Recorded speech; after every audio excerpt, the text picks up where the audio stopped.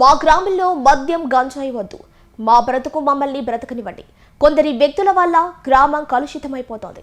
దయచేసి కలెక్టర్ గారు గ్రామంలో చిన్నారులు, మహిళలకు రక్షణ కల్పించండి అంటూ రాపూరు మండలం సైదాదుపల్లి గ్రామస్తులు నెల్లూరు జిల్లా కలెక్టర్కు పీజీఆర్ఎస్ లో మొరపెట్టుకున్నారు.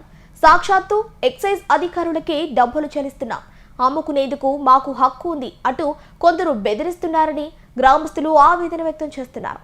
దీనికి సంబంధించిన వివరాలు ఇలా ఉన్నాయి. సైదాదుపల్లిలో గత కొంతకాలంగా కొందరు ఎస్టీ బీసీ కాలనీలో గంజాయి, మద్యం ప్రతి నిత్యం 24 గంటలు అమ్మకాలు జరుపుతున్నారు.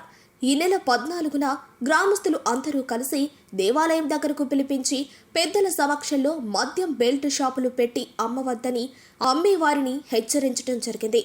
దీంతో బెల్ట్ షాప్ నిర్వహిస్తున్న వారు ఒప్పుకుని వెళ్లిపోయారు. తెల్లవారి 15వ తేదీ ఎస్టీ బీసీ కాలనీకి చెందిన కొందరు మద్యాన్ని ఆటోలో దించుకుంటుండగా స్థానికులు కొందరు వారిని ప్రశ్నించారు. మద్యం షాప్ నిర్వహించుకునేందుకు ఎక్సైజ్ కు లోకల్ పోలీసులకు తాము బెల్ట్ షాప్ పెట్టుకునేందుకు పర్మిషన్ ఇచ్చారని, లోకల్ పోలీసులకు మామూలు చెల్లిస్తున్నామని మద్యం అమ్మకందారులు స్థానికులకు చెప్పుకొస్తున్నారని, వెంటనే మా గ్రామంలో ఈ మద్యం అమ్మకందారుల వల్ల పొంచి ఉన్న ముప్పును తొలగించాలని స్థానికులు కోరుకుంటున్నారు. రాపూర్ మండలం సైదాదుపల్లి గ్రామం.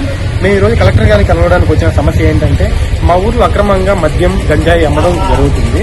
స్కూల్ ముందు, స్కూల్ వెనకాల ఏ వీధిలో పెట్టినా కూడా మద్యం గంజాయి విచ్చలవిడిగా అమ్ముతున్నారు. ఈ విధంగా మద్యం 24 గంటలు అమ్మడం వల్ల ఊర్లో ఎన్నో రకాల గొడవలు జరుగుతుంది. ఆ గొడవలన్నీ దృష్టిలో పెట్టుకొని మా ఊరి పెద్దలందరూ కలిసి ఊర్లో మద్యం నిషేధం అనేది జరిపించారు. ఊళ్ళో మద్యం నిషేధం జరిపించినా కూడా ఊళ్ళో మద్యం షాపులు అమ్మేవాళ్ళు అంతా ఒకటయ్యి మేము అమ్ముతాము అని చెప్పేసి అమ్మడం జరిగింది. అలా అమ్మడం వల్ల ఊళ్ళోకి మళ్ళీ గొడవలు స్టార్ట్ అయ్యి ఆడవాళ్ళని తాగేసి ఏది పడితే అది మాట్లాడడం ఇలా జరుగుతూ ఉన్నాయి.